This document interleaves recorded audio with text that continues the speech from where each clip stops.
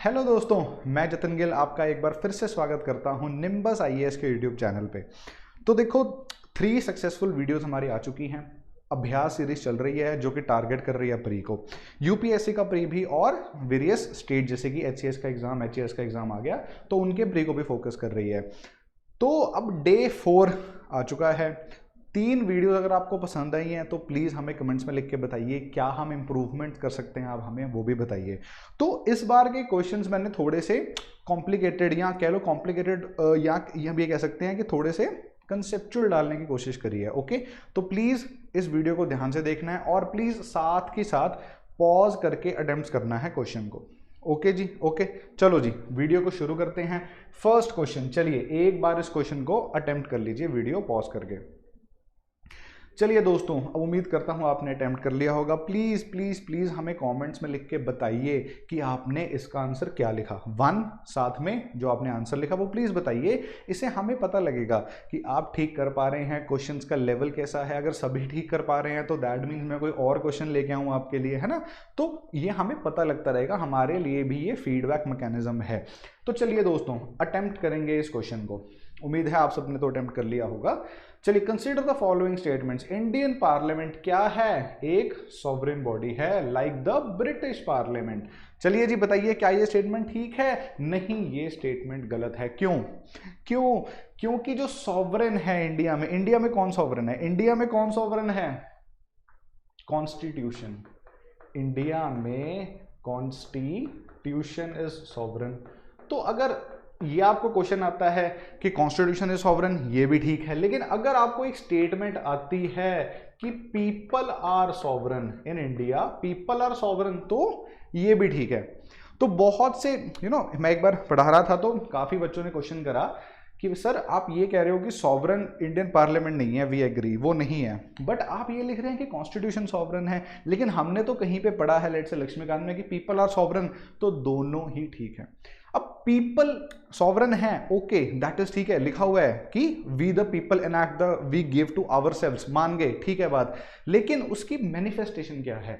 People जो sovereign है उसकी proper manifestation is via the constitution. Okay, तो अगर आपको ये स्टेटमेंट आती है कि कॉन्स्टिट्यूशन इज सॉवरेन, बिल्कुल सही बात है। पीपल आर सॉवरेन तो बिल्कुल सही है, बट ये स्टेटमेंट यहां पे गलत है, because parliament in any case is not a sovereign body like the British parliament. चलिए सेकंड स्टेटमेंट देखते हैं। वो कह रहे हैं वेस्टमिंस्टर मॉडल जो है of governance is based on the doctrine of separation of powers. ठीक है जी। उसके बाद between the legislative and executive organs, मतलब क्या है इसका? अब एक सेपरेशन ऑफ पावर डॉक्ट्रिन है।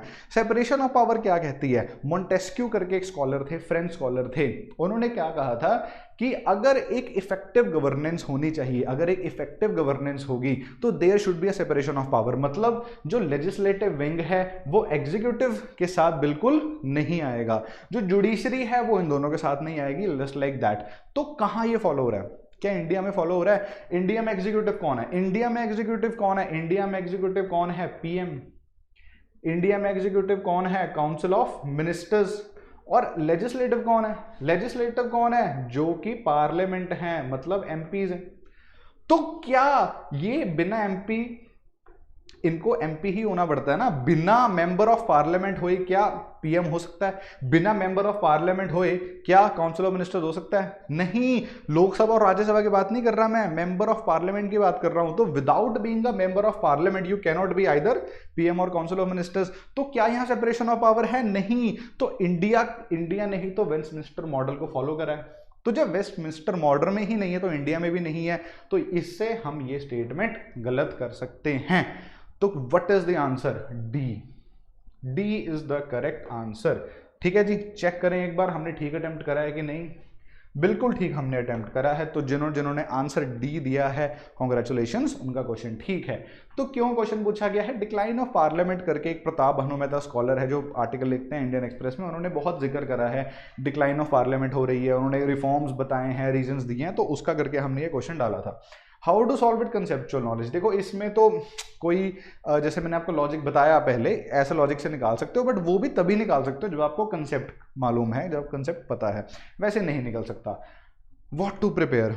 अब यहाँ पे है कि बेसिक टर्म्स जैसे कि सॉवरेन है, सेकुलर है, सेपरेशन ऑफ पावर्स, इन सब पे फोकस करना है, इन सब की थोड़ा डेप्थ में जाने की कोशिश करनी है। ओके, जैसे अब मैं सॉवरेन की बात करूं तो सॉवरेन क्या होता है, एक्सटीरियर सॉवरेन होता है, एक्सटर्नल सॉवरेन या इंटरनल सॉवरेन।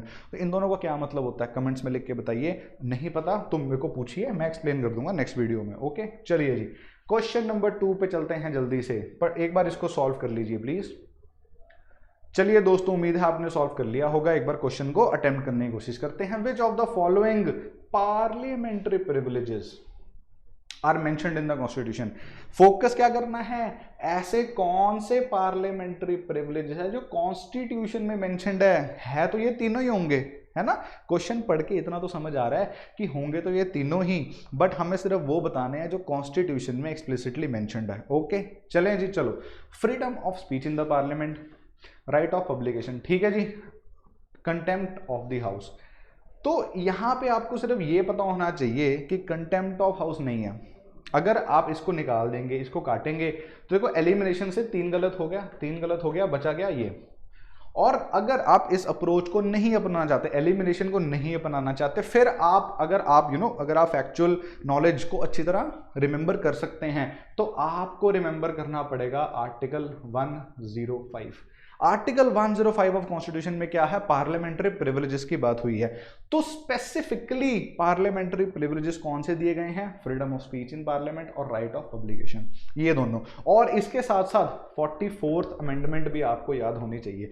44th अमेंडमेंट में इसको रिआइटरेट करा गया था कि भाई फ्रीडम ऑफ स्पीच जो है पार्लियामेंट में, ये क्या है, कॉन्स्टिट्यूशन का अभिन्न अंग है। ओके, तो ये दोनों चीजें, अगर तो ये दोनों चीजें याद हैं वेल एंड गुड, नहीं है तो सिर्फ इतना पता होना चाहिए कि भाई punish for contempt of house नहीं होता है। यहाँ ऐसे पढ़ के पता लग रहा है ना कि कंटेम्प्ट ऑफ हाउस के लिए क्यों ही रखेंगे, क्योंकि ऐसी पावर्स तो इंप्लाइड होती है ना।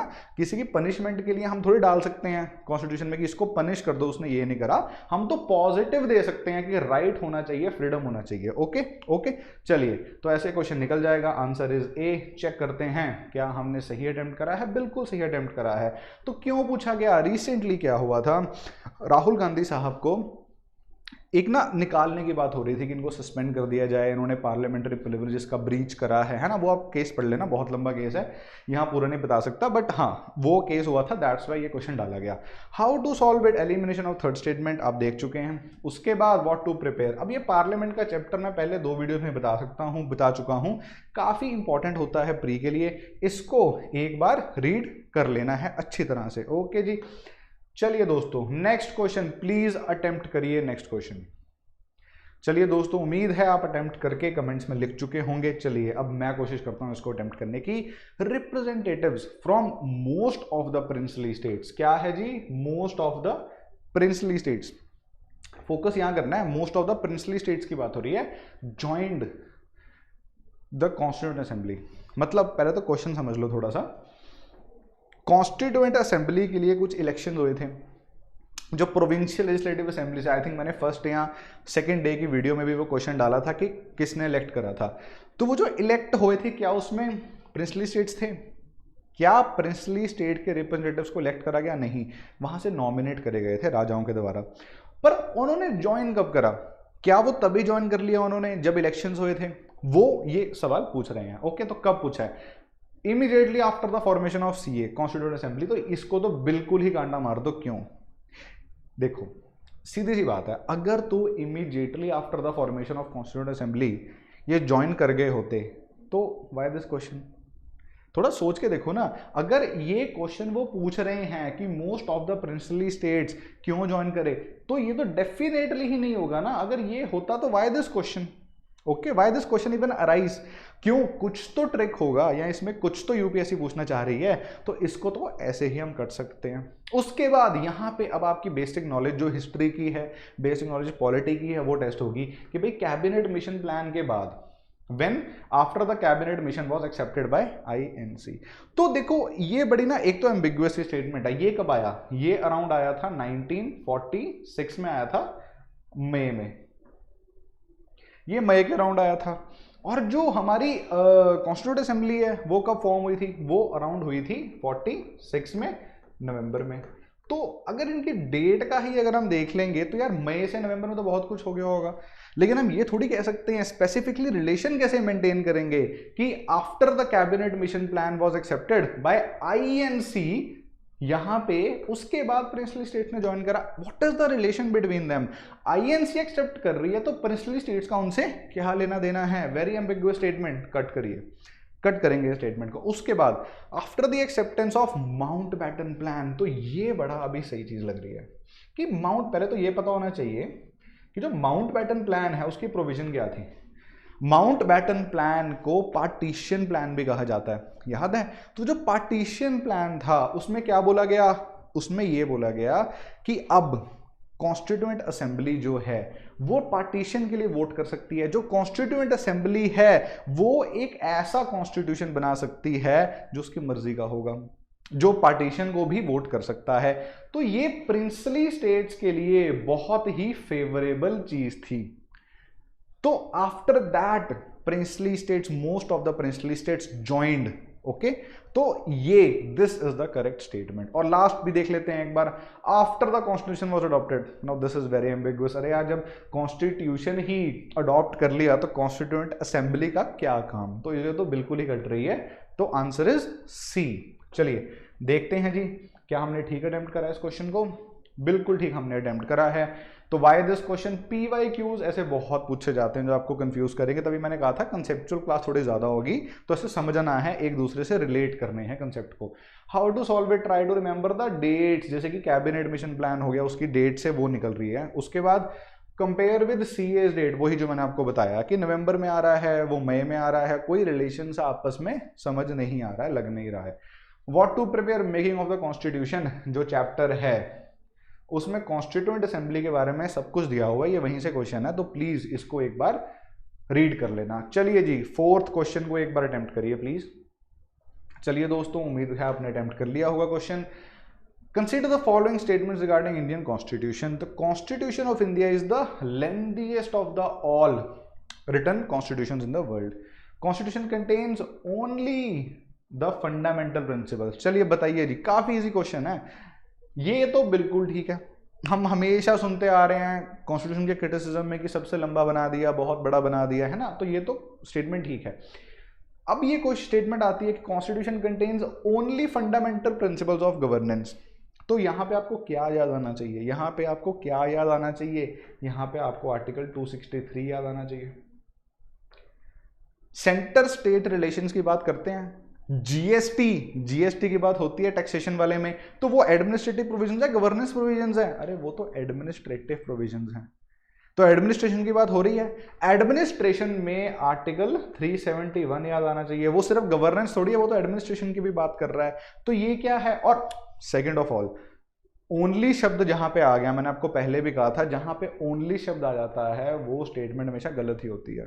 ओके, मतलब मोस्ट ऑफ ऑल, ये कोई थंब रूल नहीं है, एब्सोल्यूट स्टेटमेंट नहीं बता रहा हूं मैं, मोस्टली ऐसा होता है। बिकॉज ओनली जब आप लिख रहे हो ना, तो there would be at least one other thing that will content this. Okay, तो ओनली वाली स्टेटमेंट को थोड़ा ख्याल रखना। तो क्या हुआ आंसर इसका? 1 ठीक है, 2 गलत है, which are correct? A. Okay जी, चलिए चलते हैं, एक बार देख लेते हैं क्वेश्चन हमारा। ठीक है, बिल्कुल ठीक है। तो क्रिटिसिज्म ऑफ कॉन्स्टिट्यूशन क्या था कि वेल्दीएस्ट, वेल्दीएस्ट नहीं, मैं कह रहा हूँ लेंदीएस्ट है, तो यही था। तो इस करके क्वेश्चन पूछा गया था। हाउ टू सॉल्व इट, वही मैंने कहा, ओनली पे फोकस करो, ओनली वर्ड पे फोकस करना है। What to prepare for exam, basic understanding of the constitution, इतना तो होना ही चाहिए। थोड़े से फैक्ट्स हैं कॉन्स्टिट्यूशन के बारे में जो हमें पता होने चाहिए।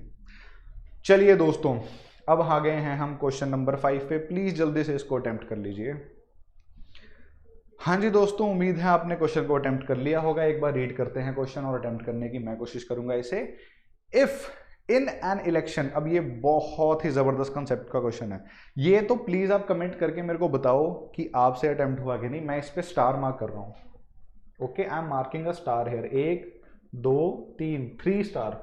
ओके, 3 स्टार्स मार्क कर दिए मैंने इस पे, क्योंकि ये बड़ा इंपॉर्टेंट क्वेश्चन है और आपको पता लगेगा कि ये हैवी प्रीवियस ईयर क्वेश्चन है। चलो, if in an election to the state legislative assembly the candidate who is declared elected, इस पे फोकस करो, declared elected loses his deposit, it means that, समझो इस क्वेश्चन को क्या कह रहा है। दो पहलू है इस क्वेश्चन के। पहला कि कैंडिडेट क्या है, जीत गया है इलेक्शन, वो इलेक्ट हो गया है, लेकिन एट द सेम टाइम उसका डिपॉजिट भी लूज हो गया। कभी सुनी है ऐसी सिचुएशन? बताइए, कभी सुनी है ऐसी सिचुएशन कि कैंडिडेट जमानत अपनी जब्त करवा रहा है इलेक्शन जीतने के बाद भी? सोचो क्या अनयूजुअल सिचुएशन दी है यूपीएससी ने यहां पे। Declared elected and after that loses his deposit. तो ये समझो, थोड़ा कॉम्प्रिहेंड करो इस चीज को। उसके बाद इट मीन्स दैट, चार में से एक ऑप्शन ठीक है। इसका मतलब क्या है वो ये पूछ रहे हैं यहाँ पे, तो कोशिश करते हैं समझने की। अब वो कह रहे हैं कि अगर एक कैंडिडेट इलेक्शन जीत गया है और अपना डिपॉजिट लूज कर गया है, इसका मतलब है कि पोलिंग कहते बहुत पुअर थी। पोलिंग पुअर थी का मतलब क्या हुआ? पोलिंग पुअर थी का मतलब लेट से कि 100 इलेक्टोरल रोल में 100 पीपल हैं, ओके, लेकिन उसमें से लेट से कि सिर्फ 20 ही लोग आ गए पोलिंग करने, ओके। तो सिर्फ अगर 20 ही लोग पोलिंग करने आए तो हमारा तो first pass the post system है। अब 20 में से भी लेट से कि 3 कैंडिडेट थे, 3 में से जिसको 11 पड़ गई, बाकियों को कम पड़ गई, है ना, बाकियों को कम पड़ गई, तो 11 वाला तो जीत जाएगा ना, 11 वाला जीत जाएगा। क्लियर है यहां तक? तो पोलिंग वॉज वेरी पुअर का कोई रिलेशन सा तो लग ही नहीं रहा इससे। तो जब वो जीत गया जमानत, अच्छा यहां पे ये समझो कि लॉ क्या कहता है। लॉ क्या कहता है कि आरपीए में लिखा हुआ है जमानत जब्त होगी कब? कब आप अपना डिपॉजिट लूज करोगे? जब, इसको याद रखना है। क्या लिखा जी मैंने, क्या लिखा है? क्लियर नहीं है थोड़ा सा। अब ठीक है, 1/6 of valid votes polled, 1/6 of the valid votes polled. Clear है? बिल्कुल क्लियर है। तो जितने भी वैलिड वोट्स पोल्ड हुए हैं, अगर 1/6 भी उसमें से आपको पड़ते तो आपकी जमानत जब्त होगी। ये लॉ कहता है, और ये पूरा क्वेश्चन इसी चीज पे बेस्ड है। अगर आपको ये रूल याद है और आप ये क्वेश्चन में बैठ रहे हो और जब पेपर में बैठे हो और ये क्वेश्चन आपके सामने आ गया, आप इसको सॉल्व कर लोगे कैसे? अब इसमें देखो कि 1/6 अगर नहीं पोल हो रहे हैं, ठीक है ना, जैसे अब यहाँ पे 100 में से 20 बैठे और 20 में से भी तो कर सकते हैं ना, तो 1/6 का तो कंसेप्ट यहाँ लगा ही नहीं, तो ये तो स्टेटमेंट गलत ही होगी साथ के साथ ही। समझ रहे हो? उसके बाद क्या है? Election was for a multi member constituency. अब यहां पे आपको याद करना पड़ेगा 1961 की abolition of multi member constituency act को। According to that act, India में multi member constituencies are no longer legal, they are abolished. मतलब क्या है इसका? पहली बात तो मल्टी मेंबर कॉन्स्टिट्यूएंसी का मतलब क्या है? मल्टी मेंबर कॉन्स्टिट्यूएंसी का मतलब है लेट से Chandni Chowk is 1 constituency. Multi member का मतलब है वहां पे हम 2 एमएलएज या 2 एमपीज को इलेक्ट कर सकते हैं, ओके। उसके गवर्नेंस 2 बंदे करेंगे या मल्टी मेंबर 3 करेंगे। वो क्या इंडिया में आपने सुना है कभी ऐसा होता है? होता था पहले बिफोर 1961, अब नहीं होता है। तो ये स्टेटमेंट भी गलत हो गई। अब the elected candidates victory over his nearest rival was very marginal. अब सोचो, अब इसको भी मैथ करके देख लो। लेट से 100 हमने वोट्स बोले थे ना, 100 में से लेट से मार्जिनल विक्ट्री की बात हो रही है। एक को कितने पड़े? 49, एक को कितने पड़े? 51, 100 हो गए पूरे। मार्जिनल ही है, 2 से जीता है सिर्फ। लेकिन क्या 1/6 वाली सिचुएशन इसमें लग रही है? क्या लग रही है इसमें? नहीं। तो ये भी नहीं हो सकता, ये भी यहां सेट नहीं बैठ रही, तो तीनों गलत होगी। लास्ट बचती है डी सही है। कैसे? A very large number of candidates contested the election. अब ये समझ के देखो, अब 100 वोट्स हैं, अब वेरी लार्ज नंबर आ गए, 1 2 3 4 5 6 कैंडिडेट्स आ गए हैं। अब 6 कैंडिडेट्स लेट से आ गए, अब सबको कितने कितने वोट्स पड़ गए? अब सबको लेट से 10 वोट पड़ गए, 60 हो गए। अब जो बाकी बचे हुए मार्जिनल वोट्स हैं, ठीक है, बचे हुए मार्जिनल वोट्स हैं, वो बाकियों को पड़ गए थोड़े थोड़े वोट्स करके। अब 6 से बढ़ा के अगर मैं 10 कर लूंगा, चलो 10 का समझा के देखते हैं, 10 का थोड़ा इजी रहेगा समझाना।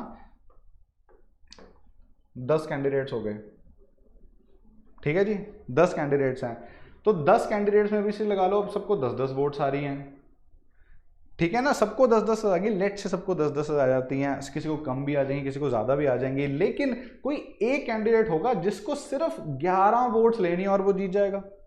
इससे क्या हो रहा है, इससे ये हो रहा है कि सबको वोट्स कम पड़ रही हैं, और क्योंकि first past the post system है तो हमें मैटर ही नहीं करता कि किसको कितनी परसेंटेज ऑफ वोट्स पड़ रही हैं, हमें तो ये देखना है ना कि पिछले कॉम्पिटिटर से एक वोट ज्यादा किसको पड़ रही है। तो ये तभी हो सकता है कि आपको 1/6 भी वोट नहीं पड़ी है, and despite that you are an elected member, वो तभी हो सकता है जब there are very large number of candidates contesting an election. समझ आ गई बात, काफी कंसेप्चुअल सा था, एक बार इसको घर जाके भी समझ लेना और वीडियो रिपीट करके भी देख लेना। तो डी बिल्कुल ठीक है। अब ये क्या है, ये प्रीवियस ईयर क्वेश्चन है, तो देख लो यूपीएससी कैसे कैसे क्वेश्चन पूछ रही है। ओके, बेसिक नॉलेज और एनालिटिकल अप्रोच ये है जी। अब वो 1/6 वाली अप्रोच है, ये सब में लगा के देखो आपका आंसर आ जाएगा। लक्ष्मीकांत में RPA representation of people act जो है उसके बेसिक्स करने हैं, उससे ये क्वेश्चन निकल जाएगा। ठीक है दोस्तों, चलिए 6th क्वेश्चन पे आ गए हैं, एक बार इसको अटेम्प्ट करिए, ये कंपैरेटिवली थोड़ा इजी क्वेश्चन है। चलो दोस्तों, सबसे पहले तो ये देखना है कि इस क्वेश्चन में ये जो सबसे इंपॉर्टेंट कीवर्ड है नॉट, ओके, आपको ये देखना है कौन सा मैच सही नहीं है। ओके, नॉट की बात हो रही है। उसके बाद तो ये वैसी वाइट में आ गया है, ये हेडिंग नहीं है, नॉर्मली है। ओके, चलो जी, यूएस में क्या डबल सिटीजनशिप है, बताइए बताइए। डबल सिटीजनशिप होती क्या है? डबल सिटीजनशिप होती है जब आपकी सिटीजनशिप सिर्फ नेशन की ना हो, जैसे यूएस का सिटीजन है, ठीक है, तो हम यूएस के सिटीजन को ये नहीं कहते कि वो सिर्फ यूएस का citizen, let's say the person is residing in Chicago, तो वो शिकागो का भी सिटीजन है। क्यों? क्योंकि वहां पे जो फेडरलिज्म है वो एक एयर टाइट फेडरलिज्म है, जो यूनियन, जो उनकी फेडरल गवर्नमेंट है वो इंटरफेयर बिल्कुल नहीं करती जो उनकी स्टेट्स हैं। ओके, तो वहां डबल सिटीजनशिप है। तो अगर ये है तो ये स्टेटमेंट क्या हो गई? गलत, हमें तो नॉट पूछा है। इंडिया में सेपरेशन ऑफ पावर, बताइए, यहां पे क्वेश्चन निकल रहा है आपका, क्या इंडिया में सेपरेशन ऑफ पावर है? मैंने अभी आपको पहले वेस्टमिंस्टर वाला क्वेश्चन आया था तो उसमें बताया था कि इंडिया सेपरेशन ऑफ पावर्स को फॉलो नहीं करता है। तो नहीं करता है तो क्या स्टेटमेंट है? ये स्टेटमेंट ठीक हो गई, क्वेश्चन आपका यहां से निकल गया। तो आंसर क्या है आपका? बी। ओके, अच्छा, आई एम सॉरी, मैंने यहाँ पे मार्क नहीं करा हुआ, तो this is A, this is B, this is C and this is D. तो आंसर आपका क्या आ जाएगा? बी। एक बार अगली भी देख लेते हैं। ब्रिटेन में पार्लियामेंट्री सॉवरेनिटी है, बिल्कुल है, अभी बात करी थी। स्विट्जरलैंड में प्रूरल एग्जीक्यूटिव है, बिल्कुल है। ओके, चलो जी, एक बार देख लेते हैं हमारा क्या आंसर है। Answer is B, correct. चलो जी, कंपैरेटिवली इजी क्वेश्चन था जी। Okay, based on P Y Q pattern, जो कंपैरेटिव फीचर्स है अक्सर वो पूछ लेते हैं, जैसे कि इंडियन प्रेसिडेंट है, अमेरिकन प्रेसिडेंट है, उनमें क्या डिफरेंस है, तो ये सब चीजें क्या करनी है यहाँ पे आपने कवर करनी है। बेसिक पॉलिटी और जो अदर नेशन की बेसिक पॉलिटी है उनमें क्या डिफरेंसेस हैं, क्या मेजर डिफरेंसेस हैं, उनको हमने यहाँ पे रीड कर लेना है। ओके, चलिए जी, तो how to solve it basic knowledge मैंने बता ही दिया आपको। ठीक है जी, चलो दोस्तों, moving on to the next question, एक बार जल्दी से इसको अटेम्प्ट कर लीजिए। चलिए दोस्तों, which of the following are closest, यहां पे आपका कंसेप्ट चेक होता है जब ऐसे कीवर्ड्स ही यूज कर लेते हैं ना, क्लोजेस्ट, नियरेस्ट, रेजोनेट्स, है ना, ऐसी सी बात करते हैं, तो यहां पे कंसेप्ट आपका क्लियर होता है, कंसेप्चुअल क्लैरिटी यहां पे आपकी जो है ना वो क्वेश्चन निकलवाएगी। Which of the following are closest to the direct democracy? Okay okay, तो इसके लिए सबसे पहले तो ये पता होना चाहिए कि डायरेक्ट डेमोक्रेसी क्या है। तो देखो, अब यहां पे मैं एक स्कॉलर भी आपको बता देता हूं, तो रूसो करके एक स्कॉलर आते हैं, ओके, रूसो करके एक स्कॉलर है, फ्रेंच स्कॉलर है, ये डायरेक्ट डेमोक्रेसी के बहुत बड़े प्रोपोनेंट हैं। और अगर इंडिया की बात करें तो इंडिया में हमारे खुद के फादर ऑफ द नेशन जो हैं गांधी जी, ये बहुत बड़े प्रोपोनेंट हैं डायरेक्ट डेमोक्रेसी के। तो अब ये मैं इस करके बता रहा हूं क्योंकि यूपीएससी कई बार ना ये पूछ लेता होता है कि यार आजकल आपने क्वेश्चन देखा होगा कि मार्क्स, कार्ल मार्क्स और गांधीयन व्यूज जो हैं उन पे डिफरेंस क्या था स्टेट का, उस पर क्वेश्चन आया था। तो जब ये क्वेश्चन जैसे आ रहे हैं तो हमें थोड़ा सा थिंकर्स के बारे में पता होना चाहिए, बेसिक पॉलिटिकल साइंस की नॉलेज भी हमें होनी चाहिए। तो डायरेक्ट डेमोक्रेसी रूसो और गांधी ने दी, इंडियन कंडीशंस में गांधी जी ने बताया, और एक वर्ल्ड वाइड जो कंसेप्ट था, फ्रेमवर्क, वो रूसो ने दिया। तो अब डायरेक्ट डेमोक्रेसी क्या है? डेमोक्रेसी सबको पता है क्या है? लिंकन साहब क्या कहते हैं? Of the people, for the people, by the people. मतलब क्या है इसका कि डेमोक्रेसी ये है पीपल्स रूल। क्या है? People's rule. तो अब जो पीपल्स रूल है वो डायरेक्ट कैसे हो सकता है? पीपल्स रूल जो है वो डायरेक्ट कैसे हो सकता है? दो तरीके हैं पीपल्स रूल के। पीपल्स रूल के दो तरीके हैं, डायरेक्ट और इनडायरेक्ट। इनडायरेक्ट क्या है? जो हम इंडिया में फॉलो करते हैं, जैसे हम सब एक कॉन्स्टिट्यूएंसी में हमें बांटा गया और हम उस कॉन्स्टिट्यूएंसी में एक एमपी को इलेक्ट कर रहे हैं, एक एमएलए को इलेक्ट कर रहे हैं। वो क्या कर रहा है? वो हमारा रिप्रेजेंटेटिव बन के असेंबली में जा रहा है, पार्लियामेंट में जा रहा है और हमारी जो डिमांड्स हैं उनको वहां पे रख रहा है। ये क्या है? चुना तो हमने ही है ना, चूज तो हमने करा, इलेक्ट तो हमने करा, तो ये क्या हो गया? Democracy, but not direct. तो डायरेक्ट क्या होगी कि rather than choosing a person to represent us, we are representing ourselves। वो क्या है? Direct democracy. तो अब ये जो डायरेक्ट डेमोक्रेसी है हमें कहां पे देखने को मिलती है? क्या ग्राम सभा में देखने को मिलती है? ग्राम सभा क्या है? Gram sabha are the people who are under the electoral roll of that village. तो वो ग्राम सभा है, वो तो पीपल है, सब डिसीजन खुद ले रहे हैं। This is correct, this is correct. उसके बाद decisions taken by legislative assembly. नहीं, कैसे हो सकता है बताओ? लेजिस्लेटिव असेंबली वाला कैसे हो सकता है? नहीं हो सकता ना, तो नहीं, इसको कैंसिल कर देंगे। Decisions taken in the board of directors of the corporation. ये तो बिल्कुल ही गलत है, ये तो बिल्कुल ही गलत है, क्योंकि बोर्ड ऑफ डायरेक्टर्स क्या है? बोर्ड ऑफ डायरेक्टर्स भी तो चुने हुए होते हैं। डायरेक्ट जो शेयर होल्डर्स है वो ओनर है ना कंपनी के। तो अगर शेयर होल्डर डिसीजन ले रहे हैं डायरेक्टली तो डायरेक्ट डेमोक्रेसी हुआ। तो ये तो नहीं है। पहली बात तो 3 कट गया, ये दोनों कट गए, एक तो था ही था, 2 हमने कैंसिल कर दिया, क्योंकि लेजिस्लेटिव असेंबली की हमने जो आपको एग्जांपल दी है वो तो खुद ही इनडायरेक्ट डेमोक्रेसी है। तो आंसर क्या होगा? बी। चलिए एक बार चेक कर लें ये क्वेश्चन ठीक है कि नहीं। बिल्कुल ठीक है, बी, 1 ओनली। तो डायरेक्ट डेमोक्रेसी का कंसेप्ट अब आपको समझ आ जाना चाहिए। हाँ जी, democracy concept frequently asked in UPSC. बिल्कुल सही बात है, डेमोक्रेसी के काफी कंसेप्ट की, गांधीयन डेमोक्रेसी क्या थी ये तक भी पूछा हुआ है, तो ये अच्छी तरह से करना है। उसके बाद eliminate third statement and second statement, वो हमने करके आपको दिखा दिया। What to prepare for exam, find clarity between different forms of democracy, जो कि मैंने अभी आपको ब्रीफ में बताई थी, between direct and between indirect democracy. ये अभी मैंने बात हम कर चुके हैं। ओके, चलिए दोस्तों अटेम्प्ट करेंगे क्वेश्चन नंबर 8 को। चलिए दोस्तों जल्दी जल्दी, चलिए जी डिस्कस करें, क्वेश्चन डिस्कस करें। हाँ जी, the term socialist in the preamble of the constitution implies. तो यहां भी कंसेप्ट ही टेस्ट हो रहा है कि सोशलिस्ट जो वर्ड है ये इंप्लाई क्या करता है, इसके मायने क्या है। यहां भी आपका कंसेप्ट जो है वो टेस्ट होगा। चलिए फर्स्ट स्टेटमेंट को पढ़ते हैं कि the government strives to maintain a more equitable distribution of wealth in society. Second statement क्या है? Government should regulate and facilitate the equitable ownership of factors of production. Equitable की बात आ रही है, यहां भी इक्विटेबल की बात आ रही है, कीवर्ड्स को अंडरलाइन करेंगे। उसके बाद क्या है? To achieve desired socio economic objectives. ठीक है जी, to achieve desired socio economic objectives की बात आ रही है। पहली बात तो एक बेसिक सी अंडरस्टैंडिंग 1 मिनट में देने की कोशिश करूंगा कि व्हाट इज सोशलिज्म। सोशलिज्म जो है वो एक जिसको हम कह देते हैं ना कि फैक्टर्स ऑफ प्रोडक्शन पे रिलेटेड है।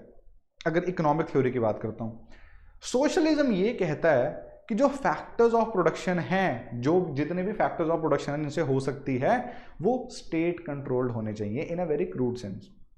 तो इंडिया में क्या ऐसा है कि यार सब कुछ स्टेट चला रही है? देखो प्री 1990s तो चलाती होती थी, 91 में रिफॉर्म हुए, उससे पहले चलाती थी, उसके बाद एलपीजी आ गया। तो अब क्या हो गया है? अब क्या है? इक्विटेबल ओनरशिप है, किसमें? प्राइवेट में और पब्लिक में। तो ये क्या है? यही सोशलिज्म का कंसेप्ट जो है।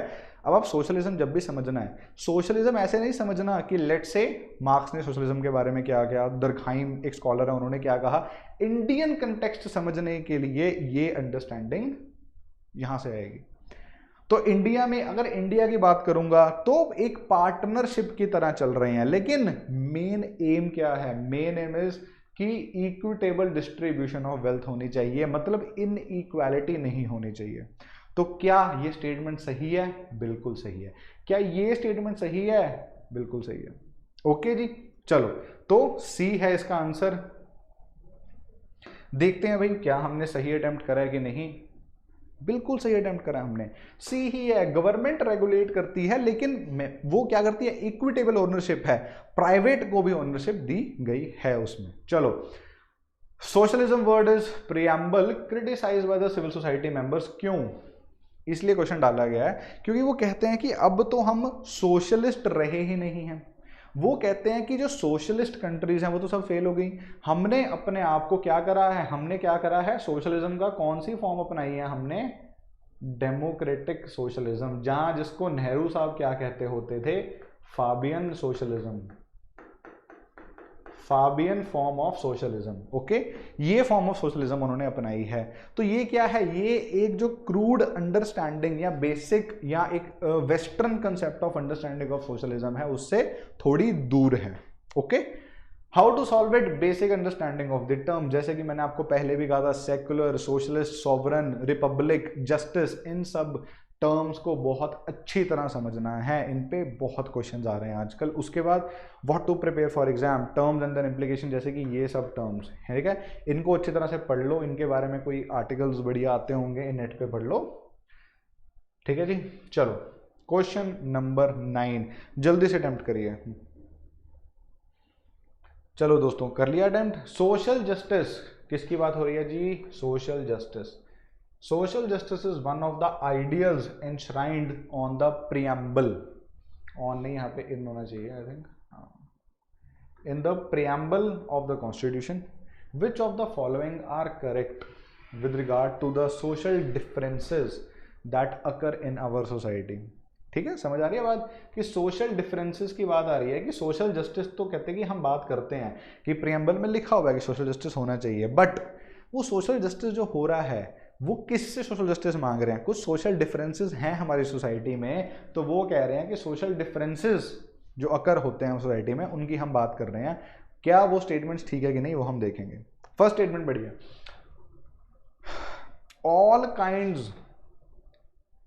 all kinds of social differences are based on accident of birth। Accident of birth मतलब, इसका मतलब ये नहीं है कि बर्थ का एक्सीडेंट हो गया है, गाड़ी वाड़ी के नीचे आ गया, नहीं, ऐसा कुछ नहीं है। एक्सीडेंट ऑफ बर्थ मतलब कि हम बर्थ लेते हैं एज अ मेल और एज अ फीमेल। हम बर्थ लेते हैं let's say as a general category candidate और as a schedule caste candidate और शेड्यूल ट्राइब कैंडिडेट और ओबीसी कैंडिडेट। इसमें तो हमारा कोई हाथ नहीं है ना, इसमें तो हम कुछ भी नहीं कर सकते कि अगर हम एक एससी घर में पैदा हो रहे हैं, सो दैट्स गॉड ने जो कर दिया, हमारा इसमें क्या हाथ है? क्या मैं जाके कह सकता हूं कि नहीं भाई मैंने यहां नहीं पैदा होना, मेरे को वहां पैदा करो? नहीं। सो ये क्या है? ये एक्सीडेंट ऑफ बर्थ है। तो एक्सीडेंट ऑफ बर्थ से जो सोशल डिफरेंसेस आते हैं इन टर्म चीजों से, ये क्या है? क्या कह रहा है जी? All kind of social differences, यही है बस सोशल डिफरेंसेस, और कोई नहीं होते। क्या ऐसा होता है? क्या ऐसा होता है?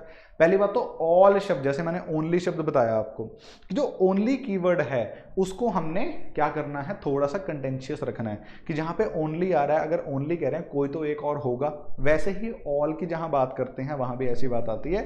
अगर ऑल दिया है, कोई तो और होंगे ना जो नहीं इसमें आते होंगे, तो वैसे ही इन लॉजिक से हम ये स्टेटमेंट को गलत कर देंगे। ओके, तो वन स्टेटमेंट जब गलत हो जाती है, ये कट हो जाएगा, ये कट हो जाएगा, बचेगा क्या? 2, 3 एंड 4। दैट मीन्स कि 2 एंड 3 आर करेक्ट। ओके, बचा 4 देख लेते हैं। अब ये कह रहा है डेमोक्रेसी, अंडरलाइन करो अगले कीवर्ड को, always leads to disintegration of society on the basis of social divisions. कितनी ज्यादा नेगेटिव स्टेटमेंट है, बताओ कितनी ज्यादा नेगेटिव स्टेटमेंट है कि भाई वो कहते हैं डेमोक्रेसी सब कुछ खराब कर रही है। डेमोक्रेसी है तो ये सोसाइटी में डिसइंटीग्रेशन है, डेमोक्रेसी है इसी की वजह से सोशल डिविजन है। क्या ऐसा है? क्या डेमोक्रेसी की वजह से है? नहीं। अगर if this would have been the case, तो हमारे जो कॉन्स्टिट्यूशन के फाउंडर्स हैं लेट से अंबेडकर जी, लेट से नेहरू जी, क्या वो कहते कि डेमोक्रेसी होनी चाहिए? They were the fierce advocates of democracy. तो ये भी गलत है। आंसर क्या है? Only 2 and 3। This is the answer. देखते हैं एक बार ठीक करा हमने अटेम्प्ट कि नहीं। बिल्कुल सही, ए इज द आंसर। ठीक है दोस्तों, चलिए अब सोशल जस्टिस के अराउंड काफ़ी डिबेट चल रही हैं। जैसे रिजर्वेशन पे डिबेट चलती रहती है, अफर्मेटिव एक्शन पे चलती रहती है, उसके क्या एलिमेंट्स होने चाहिए, कितना देना चाहिए, कितना नहीं, किस किस को देना चाहिए, वो सब बातें होती हैं। ओके, तो उसकी डिबेट थी।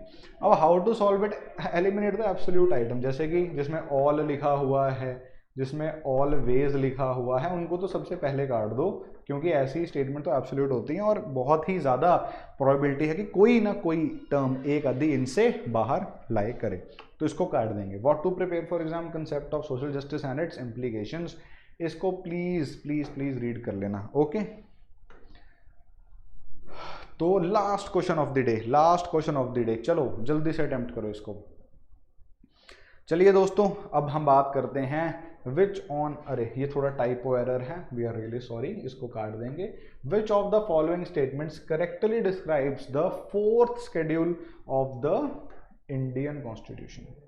4th schedule of Indian constitution में क्या लिखा है बताइए? टीयर्स ऑफ पीएम करके याद करते होते थे, निमोनिक्स याद है जो हम याद करते थे? तो काफी इजी क्वेश्चन है, स्ट्रेट फॉरवर्ड फैक्चुअल क्वेश्चन है, कोई किसी चीज की जरूरत नहीं है इसमें। बताओ 4th शेड्यूल, अब इसमें कोई दिमाग नहीं लगाना, चुपचाप ये आंसर है कि भाई allocates the seats in the council of states, मतलब राज्यसभा, राज्यसभा की बात करता है 4th शेड्यूल। बाकी भी देख लो, चलो scheme of distribution of power between union की कौन से शेड्यूल में होता है? ठीक हूँ गलत हूँ बताओ कमेंट्स में लिख के। उसके बाद language listed in the constitution, ये किस में होता है? बताओ बताओ बताओ, ये बताओ किस में होता है लैंग्वेज वाला? ठीक है नहीं ठीक है, बताओ जरा लिख के नीचे। Regarding the administration of tribal areas, ये किस में होता है बताओ? 5th में हो जाता है, 6th में भी हो सकता है, दोनों में हो सकता है ना? तो ये दोनों में से आपको कोई भी ठीक लग रहा है, ट्राइबल एरियाज की वो बात हम यहाँ पे कर सकते हैं। ओके ओके, तो चलो मतलब ये है कि 4th तो नहीं है ना, तो 4th तो यही होगा आपका। चलो, तो क्यों पूछा गया ये क्वेश्चन? क्योंकि ये प्रीवियस ईयर क्वेश्चन है। ठीक है, तो ये कंसेप्चुअल नहीं था, ये फैक्चुअल था और फैक्चुअल नॉलेज से ही निकलता था। बेसिक जैसे कि फंडामेंटल राइट्स और शेड्यूल्स, देखो यार अब हमारे यहाँ पे क्या होता है कि हम जब भी क्लास लेते हैं पॉलिटी की, तो हमें हमेशा स्टूडेंट को ये, एस्पिरेंट को ये बताते हैं कि कभी भी आपने निटी ग्रिटीज में नहीं जाना कि यार डेट्स में याद कर लूँ, हिस्ट्री में एकदम रट जाए, नहीं ऐसा कुछ नहीं है। But there are some articles, there are some schedules that you need to really cram that up. उनके बिना तो मतलब it is a sin to even sit in the exam, जैसे कि फंडामेंटल राइट्स, जैसे कि शेड्यूल्स। 1 से 12 तक शेड्यूल पता होने चाहिए। फंडामेंटल राइट्स जो 12 से लेके 32 तक हैं, एटलीस्ट सब पता होना चाहिए किसका क्या है। और फिर थोड़े इंपॉर्टेंट आर्टिकल्स जैसे 105 का मैंने जिक्र करा अभी इसी वीडियो में, तो ये सब थोड़े पता होने चाहिए जो इंपॉर्टेंट आर्टिकल। ऐसे आजकल अपॉइंटमेंट, जुडिशियल अपॉइंटमेंट जो है बड़ा न्यूज़ में है, तो 217 124(2) ये पता होने चाहिए आपको, जो खासकर न्यूज़ में है, बहुत ज़्यादा चर्चित हैं, बहुत ज़्यादा इंपॉर्टेंट हैं, इनको छोड़ना तो सिन है। ओके, तो प्लीज़ सेलेक्टिवली पढ़ना, लेकिन इन सब चीज़ों को इग्नोर कभी नहीं करना। ओके, तो आई रियली होप कि आपको ये वीडियो पसंद आया होगा। Day 4 खत्म हो चुका है, जल्दी मिलते हैं Day 5 में। Bye bye, my name is Jatin Gill, thank you.